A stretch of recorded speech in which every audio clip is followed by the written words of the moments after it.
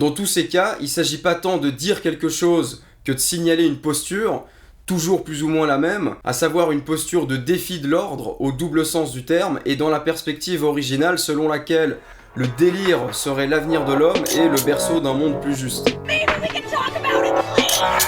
Empêcher la tenue d'une conférence est une méthode qui interpelle. Je pense qu'il y a d'autres moyens d'exprimer ses idées. Alors l'université est-elle devenue sectaire? L'administration a perdu le contrôle. On arrive à un point où il y a vraiment une convergence des luttes.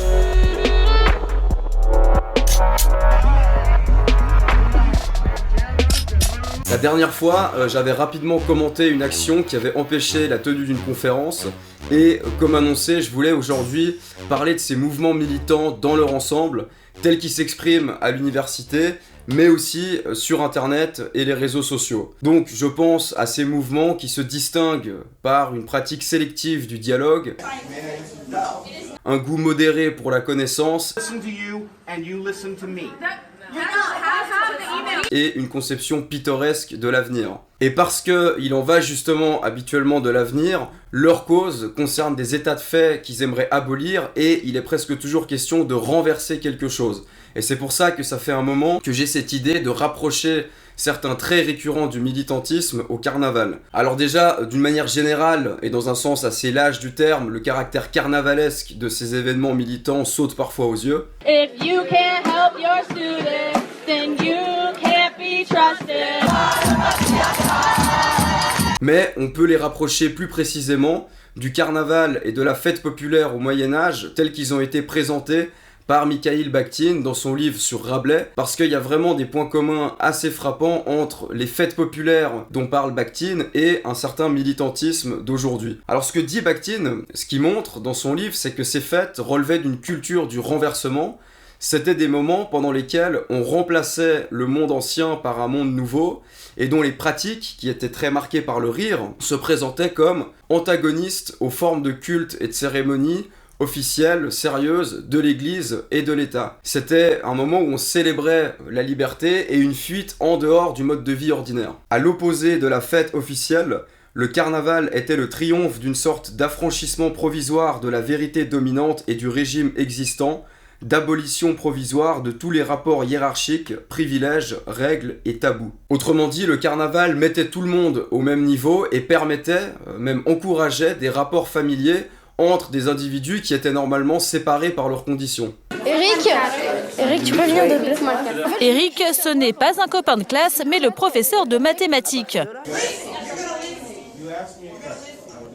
Ce qui fait que l'esprit du carnaval est profondément relativiste, puisque à son fondement, il y a l'idée du changement, du devenir perpétuel, et dans sa vision du monde, il n'y a rien qui est nécessaire, rien qui est immuable, et il a au contraire pour but de faire sentir qu'un monde complètement différent est possible. Et cet esprit, donc, il me semble qu'on le retrouve dans le militantisme. Un des traits les plus évidents du carnaval bakhtinien qu'on peut retrouver dans les différentes manifestations, événements militants, et en particulier sur les réseaux, et qui témoignent justement de sa dimension festive, c'est le rire.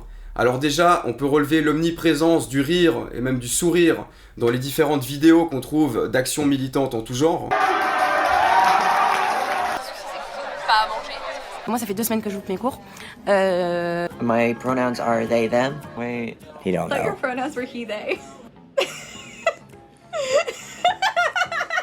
Et qui contraste toujours avec la supposée gravité de la situation ou de la cause à défendre. Et c'est pour ça qu'on milite ici. Et là, qu'est-ce que vous faites là? Là, on est en train de décompresser.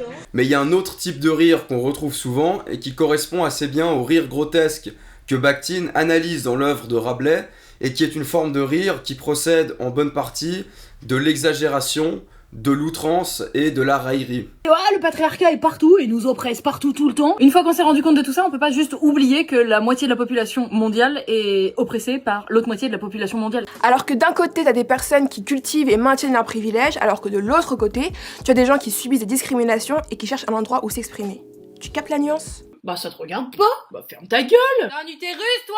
On perçoit bien dans ce genre d'extrait et dans la cocasserie du ton la joie qui accompagne ces prises de parole supposément militantes et qui montre assez bien que c'est pour eux un amusement avant tout. Dans le carnaval authentique, donc celui dont parle Bakhtin, il y avait derrière l'apparent manque de sérieux de la fête, quelque chose de très sérieux, comme je l'ai dit tout à l'heure, une certaine conception de l'existence et du devenir. Et je dirais que dans le carnaval militant d'aujourd'hui, c'est exactement l'inverse. Derrière une apparence de sérieux, donnée par la gravité des revendications et des reproches, il y a une insouciance et une bouffonnerie qui sont, souvent en tout cas, l'énergie authentique de leur action.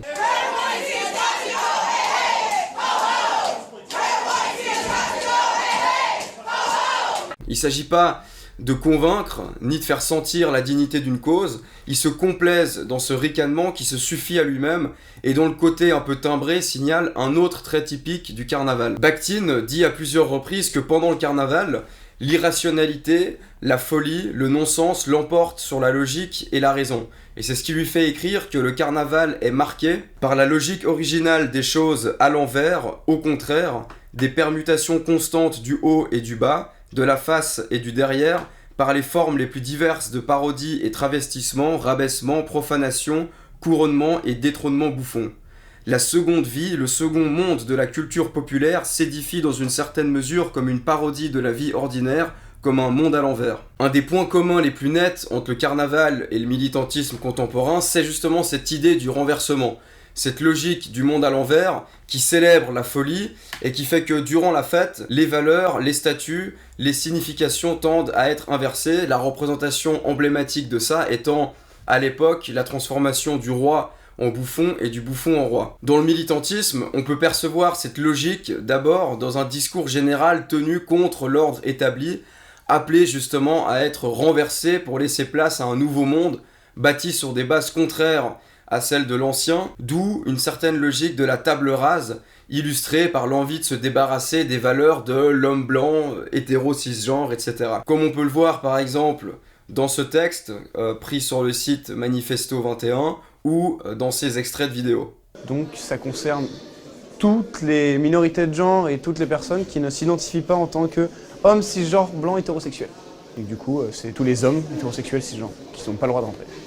Les mecs cis, blancs et valides s'approprient tout le devant de la scène et je vais vous expliquer aujourd'hui pourquoi j'ai décidé de ne plus partager sur mes différents réseaux le contenu de mecs cis, blancs et valides. Dans ce paradigme où tout devient son contraire, les valeurs et les rôles s'inversent et on en a eu ici une assez bonne illustration puisque après que le rectorat a annoncé qu'il abandonnait sa plainte contre les militants qui avaient empêché la tenue de la conférence d'Éric Marty et qui décidaient à la place de réaffirmer les valeurs de l'université, le syndicat des étudiants a réagi comme ça. C'est un premier pas encourageant, mais tout l'enjeu sera maintenant que cette déclaration ne soit pas des mots en l'air et que des efforts soient faits pour protéger les personnes discriminées. Donc il y a une inversion parfaite des rôles entre coupables et victimes, et c'est l'université qui, après s'être fait littéralement cracher dessus, est mise au défi de se repentir correctement. Ils vont même plus loin en s'offrant le luxe de la menace.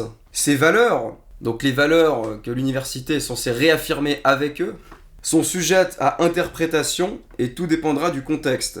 Mais l'université a tout intérêt à faire attention à qui elle invite et comment elle organise ces événements. Difficile de faire plus renversé que l'université dans ce cas, puisqu'elle se fait gourmander par ceux-là même qu'elle était censée punir, et qui sont bel et bien, comme l'écrit quelque part Bakhtin, les rois du monde à l'envers. The only priority is that y'all stay in the space until those demands can happen, so that's the only thing that we're concerned about. So I don't need to hear anything else, but I want y'all to know an update about things. Do y'all need anything at all? The people who are in this room watching this happen, are y'all clear? Cool. Okay. Thank you. Alors comme je disais tout à l'heure, la fête populaire s'affranchit de la logique et de la rationalité comme principe par excellence du monde ancien, et ça concerne aussi évidemment le discours. Alors Bakhtin donne quelques exemples comme le coq à l'âne, la forme du coq à l'âne dans laquelle les mots n'obéissent à aucun principe, et il ajoute qu'on retrouve cette déstructuration du langage dans tous les discours de la place publique, en particulier dans les proverbes et les expressions populaires dont on peut voir un équivalent aujourd'hui dans le slogan. Et quand on écoute et qu'on lit les slogans militants, on est assez souvent frappé par leur caractère pour le moins confus.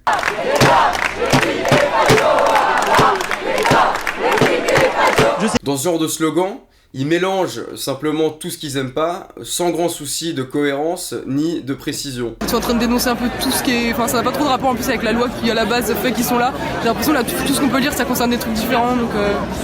Enfin, je sais pas quoi penser de ce qu'ils dénoncent, mais le fait qu'ils fassent tout ça en même temps, ça a un peu aucun sens. Enfin, retirer les drapeaux, c'est n'importe quoi. Mettre le symbole anarchiste sur... Ça n'a aucun sens, c'est ce qu'ils font, je comprends pas. On peut aussi mentionner au hasard ces quelques pancartes qui finiront pas nécessairement dans un recueil de pensées, et ces 2 extraits où on voit le raisonnement accuser le coup de ses cabrioles. Voilà, j'étais en train de faire ma to-do list pour la semaine, et je dois aller me refaire faire des lunettes et des lentilles.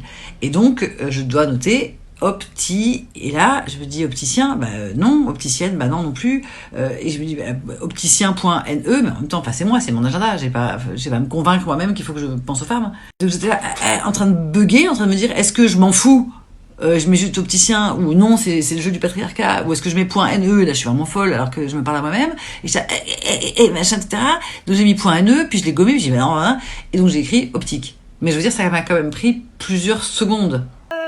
Tu te suces et que je te fasse une tourte soit dit en passant, sucer et faire des tourtes, ça peut être féministe. Et à l'horizon de cette confusion discursive, il y a naturellement l'abandon pur et simple du discours. Dans tous ces cas, il ne s'agit pas tant de dire quelque chose que de signaler une posture, toujours plus ou moins la même, à savoir une posture de défi de l'ordre au double sens du terme et dans la perspective originale selon laquelle le délire serait l'avenir de l'homme et le berceau d'un monde plus juste.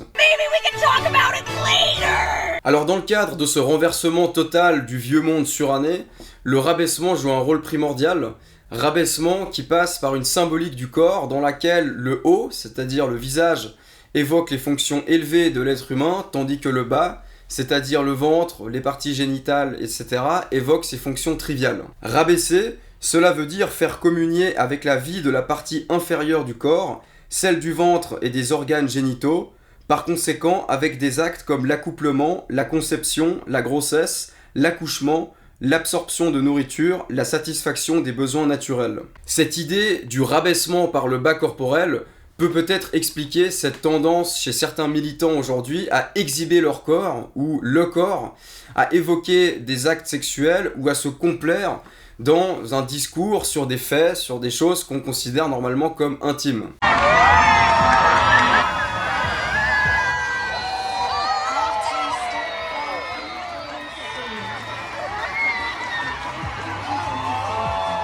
J'ai eu une ovulation un peu douloureuse la semaine dernière. Le mois d'avant, c'était mes règles, tu sais, qui étaient un peu genre marron foncé. Donc je voudrais avoir un peu ton avis là-dessus. Vous n'avez pas de caméra de surveillance dans la chatte. Ça n'est pas ce que je suis en train de dire. Cette exubérance semble bien avoir pour eux la valeur d'un rabaissement de l'ordre, au nom généralement d'une lutte contre des tabous qui seraient encore une fois fixés par cet ordre, et afficher ce que l'ordre, ou simplement la pudeur, invite normalement à garder pour soi, c'est bien chercher à faire triompher le trivial et proposer un monde autre, ou plus précisément un monde inverse, où le cul l'emporte sur le visage, c'est-à-dire le corps sur l'esprit, renié au nom d'un nihilisme qui fait de la raison, du débat, de la culture, des instruments de pouvoir du monde ancien. Comme le dit encore Bakhtin, il s'agit d'inverser le haut et le bas, précipiter tout ce qui était élevé et ancien, tout prêt et achevé dans les enfers du bas matériel et corporel afin qu'il y subit une nouvelle naissance après la mort. On peut d'ailleurs noter que s'ils affichent souvent leur corps, ils cachent volontiers leur visage, le masque traduisant selon Bakhtin la joie de la relativité, et c'est l'expression par excellence de la transformation et de la négation des frontières naturelles.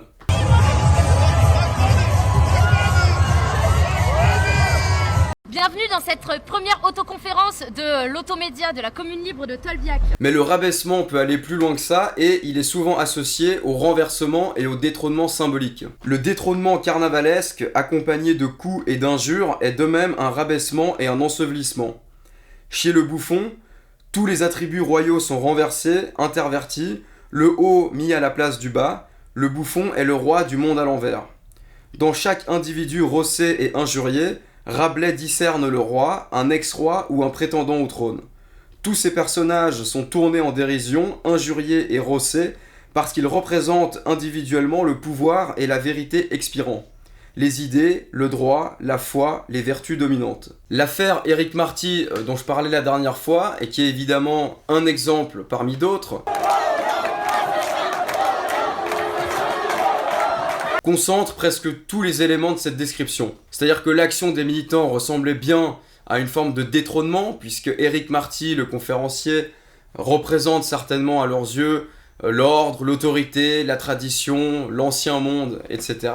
Et on avait une illustration très nette de ce rabaissement verbal et physique par les insultes, le jet d'eau, les crachats et les bousculades. Le crachat étant particulièrement notable puisqu'il s'inscrit dans une des formes de rabaissement traditionnel selon Bakhtin et qui consistait à jeter des excréments sur la personne à rabaisser, l'idée étant évidemment d'humilier la personne en la faisant communier, pour reprendre le terme de Bakhtin, avec un élément trivial du corps. Et on retrouve même une dernière caractéristique qui relève du détail, le détournement des objets, puisque Bakhtin écrit « Les ustensiles domestiques sont des armes, l'attirail de cuisine et la vaisselle des instruments de musique. » Et ils avaient justement utilisé des spatules et des casseroles pour tapoter leur roi et faire entendre leur symphonie. On ne partira pas, on ne partira pas. Ce que je retiens de ce parallèle avec Bakhtin, c'est donc cette tendance au renversement, au rabaissement, le rire qui l'accompagne, l'irrationalité et l'exhibition du corps et de la trivialité. L'idée étant de présenter ce militantisme comme une forme de fête, ce qui est aussi une façon d'inviter à ne pas se laisser avoir par le ton dramatique dont ils déguisent parfois leurs plaintes. Et ces personnes-là ont été chargées alors qu'ils étaient seulement assis pacifiquement, considérant donc cette action absolument intolérable et qui ne mérite plus de diriger l'université. Et le truc, c'est que c'est sympa, c'est qu'on se réunit autour de ça et on parle. Je vais leur mettre du Rolling Stone, Adriatique, ça va les réveiller un peu. Mais cette lecture carnavalesque du militantisme dit pas grand-chose de son fondement, de ce qui pourrait expliquer ce goût du cirque. Et à cet égard, il me semble qu'on peut distinguer dans ces mouvements une bonne part de ressentiment, tel qu'il a été décrit par Nietzsche et Max Scheler, c'est-à-dire une sorte de colère rancie, de colère rentrée. Scheler le présente comme une forme d'auto-empoisonnement psychologique. C'est une disposition psychologique d'une certaine permanence qui, par un refoulement systématique, libère certaines émotions et certains sentiments, de soi normaux et inhérents au fondement de la nature humaine, et tend à provoquer une déformation plus ou moins permanente du sens des valeurs, comme aussi de la faculté du jugement. Parmi les émotions et les sentiments qui entrent en ligne de compte, il faut placer avant tout la rancune et le désir de se venger, la haine, la méchanceté, la jalousie, l'envie, la malice. Cette disposition, cet état, est le fruit d'un schéma détaillé par Scheler et que je résume en 2 mots. D'abord, il y a une blessure, généralement d'amour-propre, qui donne envie de réagir, mais la personne réagit pas sur le moment et elle est petit à petit gagnée par un sentiment d'impuissance, elle se sent pas capable de réagir, ce qui fait qu'elle réagit pas du tout et le temps qui passe transforme le désir initial d'une riposte en un désir de vengeance toujours plus vague et délétère et qui engendre d'autres sentiments négatifs comme l'envie, l'animosité, la joie maligne, etc. Et le résultat de ce ressentiment, c'est donc une déformation du sens des valeurs et une altération de la faculté de jugement. En somme, le ressentiment vient de la divergence entre un désir et une impuissance qui fait dénigrer à la personne en proie au ressentiment ce qu'elle peut pas obtenir et ce qu'elle peut pas accomplir. Alors dans le ressentiment, on retrouve l'idée du renversement parce que ce que fait cette morale déformée que Nietzsche appelle morale d'esclave, c'est établir une équivalence entre des valeurs positives, comme le courage, la vigueur, le succès, etc. Une équivalence donc entre ces valeurs et la méchanceté, et une autre équivalence entre les valeurs contraires et la bonté. Ce qui fait que l'homme du ressentiment en vient à se convaincre que ses faiblesses sont un mérite, et les atouts des autres des tares. Et c'est ce que Scheler appelle une sublime vengeance, parce que ce renversement émousse la rancune qu'il a à l'égard de ceux qui portent des valeurs positives, puisqu'elles sont du coup, dans son esprit, assimilées au mal. La dernière fois, j'avais cité un passage où une journaliste rapportait les propos d'une militante qui disait refuser le débat parce que ses adversaires maîtrisent l'art de la rhétorique. Et elle présentait une qualité, une force, comme un mal, un instrument de domination, donc la rhétorique, l'art du débat, que eux, les bons, les justes, n'allaient pas s'abaisser à utiliser. D'où peut-être aussi les scrupules de certains à se défendre contre ce type d'attaque militante, parce que justement, la défense incarnerait l'idée que ces esprits inversés se font de l'homme fort et donc mauvais. C'est là qu'on voit qu'on peut en fait appliquer Nietzsche et Scheler tant aux militants qu'aux complaisants qui transforment volontiers leur inaction en sagesse ou en grandeur d'âme. Alors, ce renversement intime du sens des valeurs peut expliquer le renversement extérieur dont je parlais tout à l'heure, c'est-à-dire la tendance destructive de ces personnes, parce qu'il a pour effet, et ça c'est Nietzsche surtout qui le dit, d'inhiber les pulsions de vie et de rendre suspecte toute forme d'accomplissement, toute forme de réalisation constructive en tant que manifestation de ces valeurs qui sont celles de l'homme méchant, de l'homme fort donc méchant. Ce qui leur reste du coup, c'est la destruction parce que ils peuvent pas s'empêcher de quand même vouloir quelque chose, comme l'écrit Nietzsche à propos de la volonté, elle a besoin d'un but, et plutôt que de ne rien vouloir, elle veut le rien. Or ces personnes qui vivent selon ce que Nietzsche appelle l'idéal ascétique, qui ont refoulé leurs instincts vitaux, qui ont dirigé leurs énergies contre eux-mêmes et contre la vie, qui ont intériorisé l'idée que le bon, le juste, c'est précisément un ascète qui vit à côté de lui-même et qui n'arrive plus à rien affirmer, qui peut plus adhérer positivement à quoi que ce soit, ils n'ont plus pour objet possible de leur volonté que le vide, le néant, et c'est pour ça qu'ils veulent anéantir, ils peuvent plus s'affirmer qu'en tant qu'ils nient, et si possible en chœur avec d'autres parce qu'ils veulent bien le chaos mais accompagnés. Comme le note Scheller, l'homme du ressentiment cherche toujours à universaliser ses croyances. Il veut pas être seul avec son jugement, il a besoin que les autres le partagent. Et comme il subjectivise les valeurs dans son relativisme, c'est l'universalité qui vient remplacer l'objectivité. Ainsi, les hommes du ressentiment ont-ils tendance à se grouper entre eux et à substituer leur instinct grégaire à ce bien objectif qu'ils ont commencé par nier. On peut d'ailleurs rappeler que pour Nietzsche, la moralité c'est justement l'instinct de troupeau chez l'individu. Du coup, cette tendance décrite par Scheller pourrait expliquer tous ces slogans qui commencent par « tout le monde » ou « on est tous ».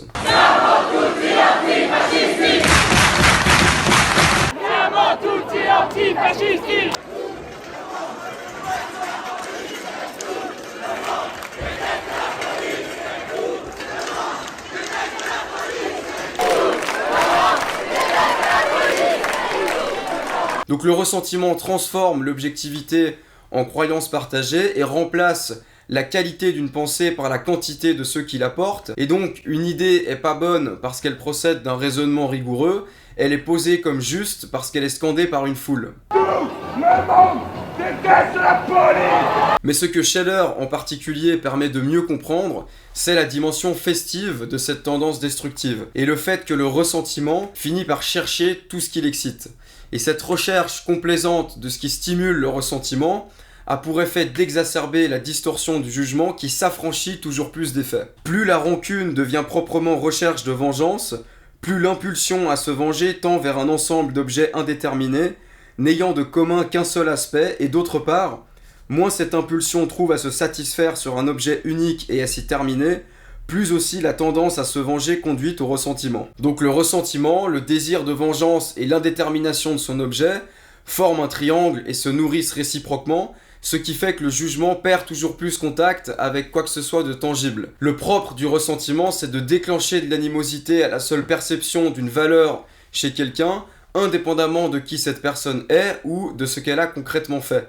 Et Scheller dit même que l'hostilité est d'autant plus profonde qu'elle n'est pas directement fondée sur des actes ou des attitudes. Cette hostilité, elle se cherche des adversaires, quitte à les construire de toutes pièces, parce que l'homme du ressentiment a besoin d'un méchant par rapport auquel se déterminer lui comme bon, ce que Nietzsche a exprimé dans un des passages les plus connus de la généalogie de la morale. Le soulèvement des esclaves dans la morale commence lorsque le ressentiment devient lui-même créateur et engendre des valeurs. Le ressentiment de ces êtres à qui la réaction véritable, celle de l'action, est interdite et que seule une vengeance imaginaire peut indemniser. La morale des esclaves a toujours et avant tout besoin pour prendre naissance d'un monde hostile et extérieur. Elle a physiologiquement parlant besoin d'excitation extérieure pour agir. Son action est foncièrement une réaction. Dans cette recherche obstinée d'adversaires et d'ennemis, ils deviennent extrêmement sensibles aux moindres détails qui pourraient servir leur fiction. Oui, on fait gaffe à tout, oui, on reprend tout ce qui nous convient pas. Comme le dit Scheller, quand on est en quête de vengeance, on cherche instinctivement tous les faits qui pourraient fournir une occasion de se venger, ce qui tend à faire voir des intentions mauvaises dans des paroles ou des actes qui en sont totalement dépourvus. Une excessive susceptibilité est souvent le signe d'un caractère vindicatif. C'est le désir de vengeance qui se cherche des occasions de percer. On ne s'arrête en fait que sur ce qui peut l'assouvir. L'envie, la jalousie, la méchanceté, la rancune cachée emplissent les profondeurs de l'homme du ressentiment, indépendamment de tout objet déterminé. Disposition invétérée, d'avance elle ramène l'attention spontanée, de soi indépendante de la volonté, sur tout ce qui, dans le monde extérieur, peut servir de matière aux formes d'expression propres à ses sentiments. Perception, attention, souvenir s'élaborent sous leur emprise, abstrait des phénomènes, les traits et les aspects les plus propres à les satisfaire et élimine les autres. Il y a en lui quelque chose qui veut murmurer, rabaisser, ravaler et qui lui parle en toutes circonstances. Et ainsi, malgré lui, il maudit le monde en vue de satisfaire le désir obscur de son sens des valeurs. Autrement dit, il a besoin d'assouvir ce désir de vengeance, ce qui lui fait systématiquement voir le mal où il n'y en a pas, et au bout d'un moment, ce plaisir de la vengeance prend une telle place et devient justement à tel point un plaisir qui devient une fin en soi. Cette espèce de critique, que l'on pourrait appeler critique du ressentiment, implique qu'une amélioration des conditions censées intolérables ne donne jamais satisfaction. C'est l'effet propre de la critique constructive. Mais, au contraire, provoque du mécontentement en tant qu'elle va à l'encontre de la joie croissante que l'on éprouve à tout détester et à tout nier purement et simplement. La critique de ressentiment a en propre de ne pas vouloir sérieusement ce qu'elle prétend vouloir. Elle ne critique pas pour détruire le mal, mais se sert du mal comme de prétexte à invective. Voilà une explication de pourquoi ils cherchent avidement des raisons de s'offusquer, au prix de toutes les distorsions et d'une mauvaise foi sans pareil, et une explication de pourquoi ils sont en fait ravis d'avoir des occasions de s'offusquer, de manifester, de mener des actions, etc.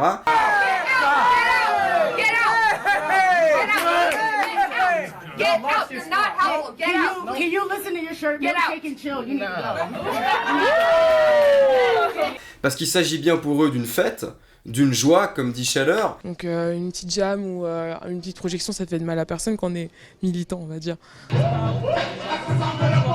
Qui est celle de la négation de tout ce qui leur rappelle, si on suit Scheller, une blessure inaugurale. Et cet extrait rejoint aussi ce que je disais dans la dernière vidéo, sur le fait que plus on va dans leur sens, plus ils deviennent fourbes, parce que aller dans leur sens, c'est porter atteinte au bonheur qu'ils éprouvent à être malheureux. Alors pour prolonger sur cette joie du ressentiment, on peut avec Nietzsche saisir plus profondément l'importance de l'humiliation dans certaines des actions militantes. Quand il essaye de retracer l'origine de la faute et du devoir, Nietzsche soutient que le sentiment de la faute, de l'obligation personnelle, viendrait d'un rapport ancien entre acheteur et débiteur. Pour garantir le sérieux de sa parole, le débiteur aurait donné en gage au créancier quelque chose qu'il possédait, genre une partie de son corps, sa liberté, sa vie, et dans la logique de cette forme de compensation, on remplace la chose qui compenserait directement le dommage, donc par exemple l'argent, par la satisfaction de faire souffrir. Et Nietzsche se demande alors en quoi la souffrance pouvait être une forme de compensation, et y répond la chose suivante: parce que faire souffrir donnait un très grand plaisir, et que celui qui avait subi le dommage et ses désagréments obtenait en échange une extraordinaire contre-jouissance.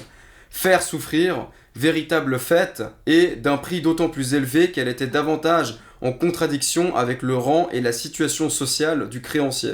Il y a donc cette idée d'un plaisir de l'humiliation qui aurait valeur de réparation pour un dommage subi, qui est celui de la promesse non tenue. Et on peut lier l'attitude de certains militants à ce schéma, dans la mesure où leur discours est, entre autres, fondé sur l'idée que les élites, le pouvoir, tiennent pas leurs promesses, ou en tout cas leur cause du tort, ce qui leur donnerait à eux le droit d'exercer une force proportionnelle à ce qu'ils perçoivent comme une trahison. On peut par exemple noter que dans ce qui s'est passé à Genève, un des communiqués disait expressément que l'université prétend être contre les injustices alors qu'en fait elle y participe. Le recteur, tout en condamnant fermement l'interruption de la conférence, avait réaffirmé par voie de presse que l'université de Genève prenait très au sérieux les droits des personnes trans en son sein. Ce mardi 17 mai, il n'a pourtant pas jugé bon de questionner la venue dans ses locaux d'Éric Martier. Puisque l'université n'a pas su traduire en actes le progressisme dont elle se targue, nous nous sommes vus dans l'obligation de réagir par nous-mêmes. Il y a bien l'idée d'une promesse non tenue, d'un devoir non rempli, etc. Et on retrouve même l'idée d'une joie qui serait proportionnelle à l'écart social entre débiteurs et créanciers dans l'insistance qu'il y a eu sur la position de pouvoir de l'adversaire. En gros, le prof transphobe ayant publié un livre dans une maison d'édition, invité par l'université de Genève, se voyait contraint dans sa liberté d'expression. Ouin, ouin. On aurait donc ici un cas typique de ressentiment qui aurait pour objet quelque chose de vague, le vieux cisgenre rationnel, dont l'existence même est vécue comme un scandale, et puisque l'université a eu l'audace de reconnaître cette existence comme légitime, ils sont en droit, en guise de compensation, de l'humilier. Ce mécanisme, ce plaisir compensatoire de l'humiliation est d'ailleurs particulièrement évident dans la vidéo sur Evergreen que j'avais citée la dernière fois. You don't get to just act out in front of people like that. That's fucked up. You don't just get to... I don't even know the word right now. Y'all know what he did. Y'all seen the video. Look at him, see his face. You're going to be held accountable to the community. Whether the institution does it or we have to do it. There's the call out. Thank you. Alors ce comportement intolérant, excessif, malhonnête s'inscrit en plein dans ce qu'Éric Sadin a appelé l'ère de l'individu tyran, qui est cet individu contemporain façonné par un monde qui lui a donné de plus en plus l'impression qu'il était tout puissant et qu'il avait besoin de personne pour s'épanouir, pour apprendre, pour exister tout simplement. Ce que dit Sadin notamment, c'est que les objets et les techniques qui font maintenant partie de nos vies, en particulier Internet et les téléphones, ont complètement changé notre rapport au monde et semblent donner à l'individu une nouvelle forme d'autorité, une autorité personnelle qui est le fruit ni d'un savoir, ni d'une compétence, ni d'un vécu ou d'une distinction quelconque, et qui peut lui donner envie d'exercer un pouvoir en conséquence. Dans ce contexte, et depuis les années 2010 en particulier, la nécessité sociale de souscrire à des valeurs et des récits partagés s'est beaucoup amoindrie à cause de ces techniques et de ces appareils qui permettent à chacun de se faire sa propre opinion, sa propre culture, d'accéder aux événements à travers les prismes qu'il préfère, ce qui peut donner le sentiment d'en savoir autant, si ce n'est plus, que toute figure d'autorité ou tout représentant du système qu'il se sent du coup apte à concurrencer, voire à renverser. Et ce régime où la pensée se fait toute seule fait disparaître toujours plus la possibilité d'un socle commun, et tout ce qui relève du commun est même combattu en tant qu'arnaque ancestrale au bénéfice des puissants. Et on retrouve ici du coup l'idée de la table rase parce que la méfiance envers le cadre général peut être tellement grande que des personnes ou des groupes en viennent à exclure toute modification de l'ordre parce que ce serait un compromis avec quelque chose qu'ils considèrent comme foncièrement mauvais et injuste. Et c'est pour ça qu'ils refusent le dialogue, ils aspirent pas à un changement, ils veulent remplacer un modèle par un autre qui serait, de façon utopique, construit à partir de rien et en écartant tout ce qui précède. Et ça crée un état où plus aucun credo transcendant et partagé ne prévaut, ayant laissé place au seul déchaînement des ressentiments et à l'affirmation viscérale de la primauté exclusive de son propre camp. Cette scission entre l'individu et la communauté explique le relativisme, la prépondérance du point de vue singulier. What are your preferred pronouns? They, them. They're basically your own custom pronouns. When no other pronouns seem to fit, you come up with your own pronouns. Anything can really be a pronoun. Le renversement des valeurs et le rejet de tout cadre normatif impersonnel et de toute forme d'autorité, et c'est là que Sadin rejoint parfaitement Scheller. C'est alors que nous constatons que cet esprit du temps est moins marqué par la volonté d'agir positivement sur le cours des choses, de modifier vertueusement nombre de situations, que par le ressentiment, le besoin impulsif d'en découdre, de chercher coûte que coûte à prendre sa revanche sur les instances de pouvoir et plus largement sur l'ordre du monde. Il parle encore de subjectivité revancharde qui brûle dorénavant de se construire leur propre récit des choses, de se faire entendre et de tordre le cou à tous les propos supposés ressortir de l'ordre officiel. À cet égard, chacun, au nom de son expérience, de celle de ses parents et grands-parents, de sa classe sociale ou de son groupe d'appartenance, compte reprendre la main et obtenir réparation. Voilà donc toutes ces actions militantes, numériques ou réelles dont il a été question dans cette vidéo, peuvent être vues comme participant de cette grande fête de la vengeance, de ce festival de la revanche et du nouveau monde. Voilà, merci pour votre attention si vous avez tenu jusqu'ici. Je rappelle que vous pouvez aussi me suivre sur Instagram. Et voilà, j'ai rien à ajouter. Bon été et à bientôt.